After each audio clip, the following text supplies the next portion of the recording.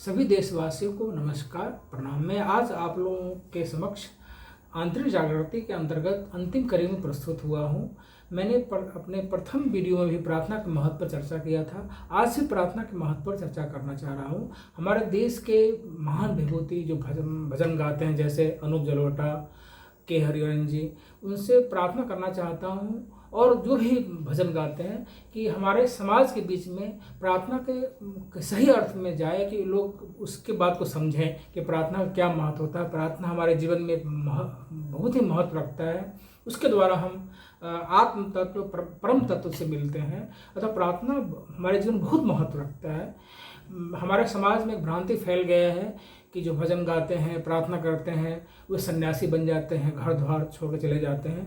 लेकिन सही, यह बात तो सही अर्थ में सही नहीं है, ये तो असत्य बात है।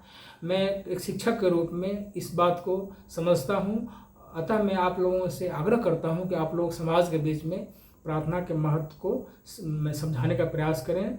मैंने यूट्यूब दर्शक को भी के माध्यम से मैं समाज के बीच में, जो मेरा देश के लोग हैं, वहाँ तक ये संदेश। आज हम लोग सुनते आ रहे हैं कि भारत विश्व गुरु बनेगा। हर जगह आप ये बात सुनते हैं, भारत सही में विश्व गुरु बनेगा। जैसा बात मैंने सकारात्मक बात मैंने वातावरण में गुजरता है, वह बात होगा। यह बात एकदम ध्रुव सत्य है, कैसा होगा। लेकिन इसके लिए हमारे देश को अनुशासित होना होगा। यहाँ के सभी लोग अनुशासित होंगे। अनुशासन के संबंध में मैंने एक छोटा सा वीडियो पहले डाला था, जिसमें प्रेम और अनुशासन में समन्वय स्थापित करने में माता पिता का अहम रोल है। वो एक अच्छा नागरिक बनाने में, एक अच्छा समाज बनाने में बहुत अहम योगदान अदा कर सकते हैं। उसके बाद सही अर्थों में हमारा देश विश्व गुरु बनेगा, यह हमारा भी मानना है। अभी हम लोग 2 साल से पूरा विश्व कोविड महामारी के कारण त्रासदी से एकदम परेशान रहा। कितने लोग बेघर हो गए, कितने माता पिता अपने बच्चे को खो दिए, कितने बच्चे अपने माता पिता को खो दिए, कितने मैंने बहुत त्रासदी आया। बहुत लोग मैंने अशांति फैला रहा। हम लोग भी उससे बरी नहीं हुए। तो एक समाज में एक शांति स्थापित हो, एक नए जीवन का शुरुआत हो। चलिए आज हम लोग मिलकर एक भजन के द्वारा परमात्मा के चरण में अर्पित करते हैं, और समाज में एक पूरा विश्व जो है एक नया ऊर्जा के साथ, नया उत्साह के साथ एक नया मार्ग पे आगे बढ़ें। ईश्वर हमें सबको सुख शांति समृद्धि का आशीर्वाद दें।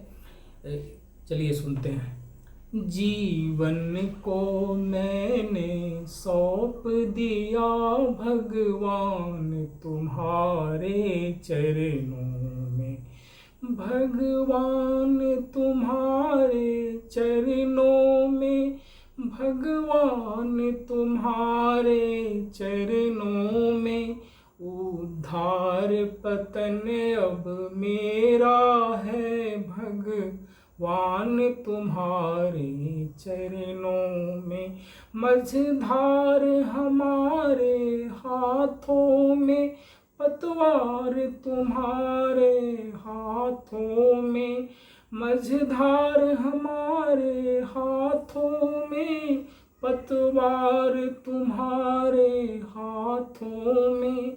हम में तुम में भेद यही है, हम नर हैं तुम नारायण हो।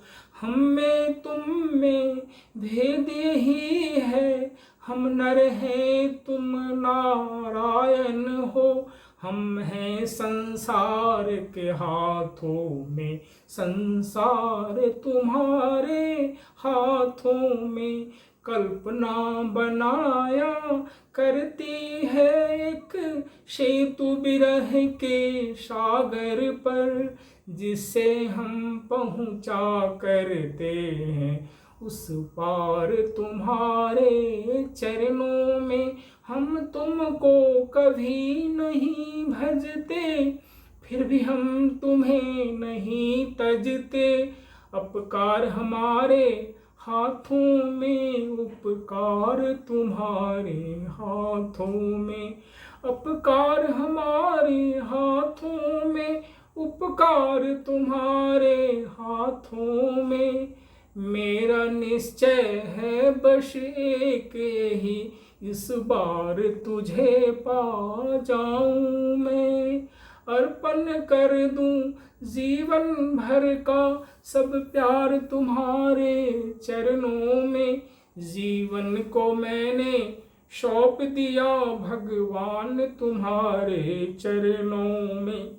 जीवन को मैंने सौंप दिया भगवान तुम्हारे चरणों में, भगवान तुम्हारे चरणों में। जय हिंद, जय भारत, जय भारत। धन्यवाद।